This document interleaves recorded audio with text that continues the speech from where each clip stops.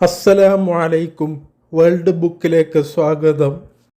കഴിഞ്ഞ ഭാഗത്ത് ഹിജാസ് കിഴക്കൻ സൗദി അറേബ്യയിലാണെന്ന് പറഞ്ഞിരുന്നു. അത് കിഴക്കല്ല, സൗദി അറേബ്യയുടെ പടിഞ്ഞാറ് ഭാഗത്താണ്. അവിടെ ചെറിയൊരു ശ്രദ്ധക്കുറവ് പറ്റിയതാണ്. അപ്പോൾ നമുക്ക് വിഷയത്തിലേക്ക് കടക്കാം. സൃഷ്ടിക്കപ്പെട്ട മനുഷ്യരൂപം കണ്ട് അതിശയപ്പെട്ട മലക്കുകൾ അല്ലാഹു ജല്ല ജലാലഹുവിനെ വാഴ്ത്തി. എന്നാൽ കഴിഞ്ഞ ഭാഗത്ത് നമ്മൾ കണ്ട ജിന്ന് വർഗത്തിൽപ്പെട്ട അസാസിയിൽ എന്ന വ്യക്തിയെ ഓർക്കുന്നുണ്ടോ? അവൻ ഒരു വിഭാഗം മലക്കുകളുടെ ഉസ്താദും നേതാവും ഒക്കെയായി വാഴുകയാണ്. അവൻ ഈ മനുഷ്യരൂപത്തോട് സ്വീകരിച്ച സമീപനം മലക്കുകളുടേതുപോലെ ആയിരുന്നില്ല. അവന് അതിനോട് അസൂയയും ഈർഷ്യതയും അനുഭവപ്പെട്ടു. ഇതെന്ത് രൂപം, എന്തിനെ സൃഷ്ടിച്ചു? ഏതായാലും അതിൻ്റെ ഉള്ളിൽ കയറി നോക്കുക തന്നെ. അതിൻ്റെ വായയിലൂടെ അവൻ അകത്തു കടന്നു. എന്തെല്ലാം അത്ഭുതങ്ങൾ! എന്തൊക്കെയാണ് അള്ളാഹു സംവിധാനിച്ചു വെച്ചിരിക്കുന്നത്! മാർവിടത്തിൽ ഇടതുഭാഗത്തായി ഒരു അറയുണ്ട്. അതെന്തിനാണെന്ന് മനസ്സിലായില്ല. ശേഷം പുറത്തു വന്ന് താൻ കണ്ട കാര്യങ്ങൾ അസാസിയിൽ മലക്കുകളോട് വിവരിച്ചു. എന്തൊക്കെയോ രഹസ്യങ്ങൾ ഇതിൽ അടങ്ങിയിട്ടുണ്ട്. ആ മനുഷ്യരൂപം മലക്കുകളിൽ ഭയമുളവാക്കി. ഇതിൽ പേടിക്കാൻ മാത്രമൊന്നുമില്ല, ഇതിൻ്റെ ഉള്ള് പൊള്ളയാണ്, അസാസിയിൽ മലക്കുകളോട് പറഞ്ഞു. അങ്ങനെ ആത്മാവിനെ പ്രവേശിപ്പിക്കാൻ അല്ലാഹു അസ്സ വജൽ നിശ്ചയിച്ച കാലം വന്നെത്തി. പരിശുദ്ധമായ ഒരു ലോകത്തു നിന്നും ആത്മാവിനെ കൊണ്ടുവരപ്പെട്ടു. മനുഷ്യ ശരീരത്തിൽ പ്രവേശിക്കാൻ അതിനോട് കൽപ്പനയുണ്ടായി. ആ രൂപത്തിനകത്ത് ഇരുട്ടാണ്. അതിലേക്ക് പ്രവേശിക്കാൻ റൂഹ് മടിച്ചു നിന്നു. അതിലേക്ക് പ്രവേശിക്കുക ശക്തമായ കൽപ്പന വന്നു. അങ്ങനെ ആത്മാവ് മനുഷ്യരൂപത്തിനകത്ത് പ്രവേശിച്ചു. ആ സമയം അതിൽ നിന്ന് തുമ്മൽ വന്നു. ആദം എന്നാണ് പേർ വിളിക്കപ്പെട്ടത് അലൈഹിസ്സലാം. ആദം എന്ന പദത്തിന് മണ്ണ് എന്നൊരർത്ഥമുണ്ട്. മണ്ണ് കൊണ്ടാണല്ലോ സൃഷ്ടിക്കപ്പെട്ടത്. മലക്കുകൾ പ്രകാശം കൊണ്ടും അസാസിയിൽ ഉൾക്കൊള്ളുന്ന ജിന്നുവർഗം തീ കൊണ്ടുമാണ് സൃഷ്ടിക്കപ്പെട്ടിരുന്നത്. ചില പണ്ഡിതരുടെ വിവരണപ്രകാരം അദമത്ത് എന്ന പദത്തിൽ നിന്നാണ് ആദം എന്ന വാക്കുത്ഭവിച്ചത്. അദമത്ത് എന്നാൽ ഗോതമ്പ് വർണ്ണം എന്നർത്ഥം. ആദം അലിഹിസ്സലാമിന് ഗോതമ്പ് നിറമായിരുന്നു. തുമ്മിക്കഴിഞ്ഞപ്പോൾ ആദം അലിഹിസ്സലാം അല്ലാഹു സുബ്ഹാനഹു വ തആലയുടെ കൽപ്പന പ്രകാരം അൽഹംദുലില്ലാഹ് അഥവാ സർവസ്തുതിയും അല്ലാഹുവിനാകുന്നു എന്ന് പറഞ്ഞു. അപ്പോൾ അല്ലാഹുവിൻ്റെ ഭാഗത്ത് നിന്ന് പറയപ്പെട്ടു യർഹമുക്കല്ലാഹ് എന്ന് വച്ചാൽ അല്ലാഹു അങ്ങയെ അനുഗ്രഹിക്കട്ടെ എന്ന്. ഒരു റിപ്പോർട്ട് പ്രകാരം ഇങ്ങനെ കാണാം: ശരീരത്തിനകം ഇരുട്ടറ പോലെ തോന്നിച്ചതിനാൽ റൂഹ് അതിനകത്തു കയറാൻ മടിച്ചു നിന്നു. അപ്പോൾ മുഹമ്മദുർ റസൂലുള്ളാഹി സ്വല്ലല്ലാഹു അലൈഹി വസല്ലമയുടെ പ്രകാശത്തെ മനുഷ്യരൂപത്തിൻ്റെ നെറ്റിയിൽ പ്രവേശിപ്പിച്ചു. അതോടെ ശരീരമാകെ പ്രകാശപൂരിതമായി. അങ്ങനെ ആത്മാവ് അതിൽ പ്രവേശിക്കുകയുണ്ടായി. റൂഹ് ആദ്യം പ്രവേശിച്ചത് തലച്ചോറിലാണ്. 100 വർഷം വരെ അതവിടെ കിടന്നു. പിന്നീട് കണ്ണുകളിലേക്കു നീങ്ങി. അപ്പോൾ കാഴ്ചശക്തി സിദ്ധിച്ചു. ആദം അലൈഹിസ്സലാം കണ്ണു തുറന്നു ചുറ്റും നോക്കി. അർശിൻ്റെ കാലുകൾ കണ്ടു. അതിൽ ഇങ്ങനെ രേഖപ്പെടുത്തിയിരിക്കുന്നു: ലാ ഇലാഹ ഇല്ലല്ലാഹു മുഹമ്മദുർ റസൂലുള്ളാഹ്. അല്ലാഹു അല്ലാതെ ആരാധനക്കർഹനില്ല.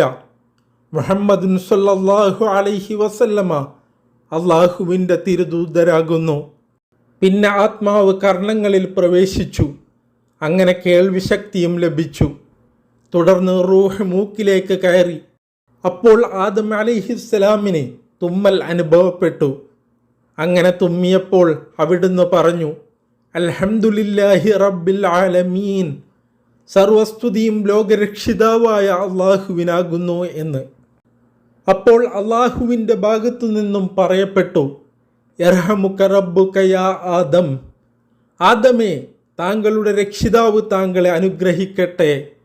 അങ്ങനെ റൂഹ് സഞ്ചരിക്കുന്ന സ്ഥലങ്ങളിലൊക്കെ മാംസമുണ്ടായി. തുടർന്ന് തൊലി കൊണ്ട് പൊതിയപ്പെട്ടു. വിശേഷ ബുദ്ധി സിദ്ധിച്ചു. അവയവങ്ങൾക്ക് ചലനശേഷി ലഭിച്ചു. ആത്മാവ് വയറ്റിലെത്തിയപ്പോൾ വിശപ്പുണ്ടായി. അല്ലാഹു ജല്ല ജലാലഹുവിൻ്റെ കൽപ്പനയനുസരിച്ച് മലക്കുകൾ ആദം അലൈഹിസ്സലാമിനെ സലാം ചൊല്ലി, അഥവാ ശാന്തി നേർന്നു. ആദം അലൈഹിസ്സലാം സലാം മടക്കുകയും ചെയ്തു. ആദിമ മനുഷ്യൻ്റെ സൃഷ്ടിപ്പ് പൂർത്തിയായിരിക്കുന്നു. എന്നാൽ അവിടുന്ന് സംസാരിക്കാൻ ആരംഭിച്ചിട്ടില്ല. അതിനായി അവിടുന്ന് ഭാഷ പഠിക്കേണ്ടതുണ്ട്. അതിനു മുന്നോടിയായി അല്ലാഹു സുബ്ഹാനഹു വ തആല ആദം അലൈഹിസ്സലാമിന് സർവ്വ വസ്തുക്കളുടെയും നാമങ്ങൾ പഠിപ്പിച്ചു, പിഞ്ഞാണവും സ്പൂണും വരെ. ഒരു കുഞ്ഞിന് ഭാഷ പഠിപ്പിക്കുന്നതും ഇങ്ങനെയാണല്ലോ. കണ്ണ്, മൂക്ക്, ചെവി, കൈ, കാൽ, ചായ, ചോറ്. ഇനി മുതിർന്ന ആൾ തന്നെ പുതിയൊരു ഭാഷ പഠിക്കുമ്പോഴുള്ള സ്ഥിതിയും തദൈവ. ചുരുക്കത്തിൽ മനുഷ്യൻ്റെ പഠനത്തിൻ്റെയും പഠിപ്പിക്കലിൻ്റെയും ആദ്യ സ്റ്റെപ്പ് നാമങ്ങളാണെന്ന് ഇതിൽ നിന്നും മനസ്സിലാക്കാം. അക്ഷരങ്ങൾ പഠിപ്പിക്കുന്നതിന് മുമ്പേ നാമങ്ങളുടെ അധ്യാപനമാണ് നടക്കേണ്ടതെന്നാണ് ആധുനിക മനഃശാസ്ത്രത്തിൻ്റെയും കണ്ടെത്തൽ. ഉമ്മമാരുടെ മടിത്തട്ടിലും നഴ്സറി വിദ്യാലയങ്ങളിലും ആദ്യ ക്ലാസ്സുകളിലുമൊക്കെ നടപ്പിലുള്ളതും ഈ രീതി തന്നെ. ഇങ്ങനെ വസ്തുക്കളുടെ നാമങ്ങൾ ആദം അലൈഹിസ്സലാമിനെ പഠിപ്പിച്ച ശേഷം അല്ലാഹു അസ്സ വജൽ സർവ്വ വസ്തുക്കളും മലക്കുകളുടെ മുമ്പിൽ പ്രദർശിപ്പിച്ചു. നിങ്ങൾ പറഞ്ഞതിൽ ന്യായമുണ്ടെങ്കിൽ ഇവയുടെ നാമങ്ങൾ നമ്മോട് പറയുക. മലക്കുകൾ എന്തു പറഞ്ഞതിനെക്കുറിച്ചാണ് ഇവിടെ പരാമർശിക്കുന്നത്? ഭൂമിയിൽ മനുഷ്യനെ തൻ്റെ പ്രതിനിധിയാക്കാൻ പോകുന്നുവെന്ന് അല്ലാഹു ജല്ല ജലാലഹു മലക്കുകളെ അറിയിച്ചപ്പോൾ എന്തിനാണ് കുഴപ്പവും രക്തച്ചൊരിച്ചലും ഉണ്ടാക്കാൻ പുതിയൊരു വിഭാഗത്തെ സൃഷ്ടിക്കുന്നത്? നിന്നെ സ്തുതിച്ചും നിന്റെ പരിശുദ്ധിയെ വാഴ്ത്തിയും നിന്റെ മഹത്വത്തെ പ്രകീർത്തിച്ചും ഞങ്ങൾ തന്നെ ഇവിടെ ഉണ്ടല്ലോ എന്ന് അവർ ചോദിച്ചിരുന്നല്ലോ. എന്നാൽ ഇവിടെ മനുഷ്യനുള്ള പ്രത്യേക സവിശേഷത മലക്കുകൾക്ക് കാട്ടിക്കൊടുക്കാൻ അല്ലാഹു തീരുമാനിച്ചിരിക്കുകയാണ്.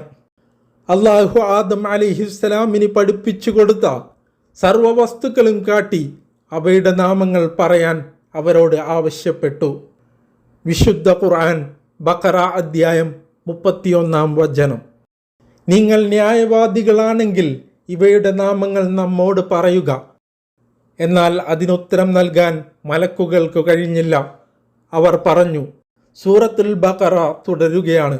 32 ആയത്ത്. നിന്റെ പരിശുദ്ധിയെ ഞങ്ങൾ വാഴ്ത്തുന്നു. നീ ഞങ്ങൾക്ക് പഠിപ്പിച്ചു തന്നിട്ടുള്ളതല്ലാതെ വേറൊരു അറിവും ഞങ്ങൾക്കില്ല. നിശ്ചയമായും സർവജ്ഞനും യുക്തിയുക്തം പ്രവർത്തിക്കുന്നവനും നീ മാത്രമാകുന്നു. അപ്പോൾ അല്ലാഹു ജല്ല ജലാലഹു അവയുടെ പേരുകൾ മലക്കുകൾക്ക് പറഞ്ഞു കൊടുക്കാൻ ആദം അലൈഹിസ്സലാമിനോട് കൽപ്പിക്കുകയുണ്ടായി. ബഖറ അധ്യായം 33 വചനം. ആദമേ, അവയുടെ നാമം അങ്ങവർക്ക് അറിയിച്ചു കൊടുക്കുക എന്നവൻ അരുളി. അങ്ങനെ അവയുടെ നാമങ്ങൾ അദ്ദേഹം അവർക്ക് അറിയിച്ചു കൊടുത്തപ്പോൾ അവൻ പറഞ്ഞു, ആകാശഭൂമികളിലുള്ള പരോക്ഷ കാര്യങ്ങളെല്ലാം എനിക്കറിയാമെന്നും നിങ്ങൾ മറച്ചു വെക്കുന്നതും വെളിപ്പെടുത്തുന്നതുമൊക്കെ നാം അറിയുമെന്നും നാം നിങ്ങളോട് പറഞ്ഞിരുന്നില്ലയോ? നിങ്ങളുടെ ദുആയിൽ ഓർമ്മിക്കുക. അസ്സലാമു അലൈക്കും.